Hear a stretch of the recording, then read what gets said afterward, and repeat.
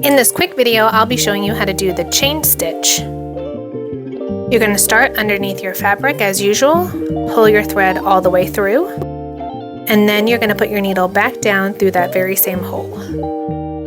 Before you pull your thread all the way through, you're going to make another hole, one small stitch length forward, and then make sure that your thread is looped over your needle, and then you're going to pull that down. And then same thing, you put your needle down through that same hole, back up, make sure that thread is looped over, and then you just keep going.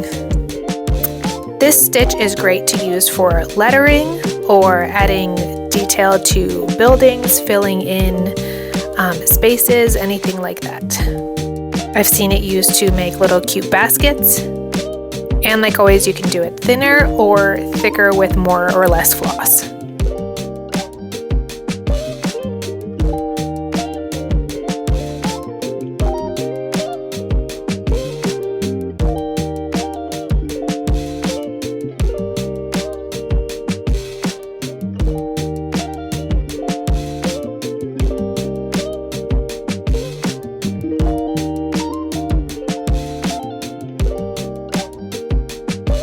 And then to end it, you just put your needle right over that loop and pull it down, and that is it.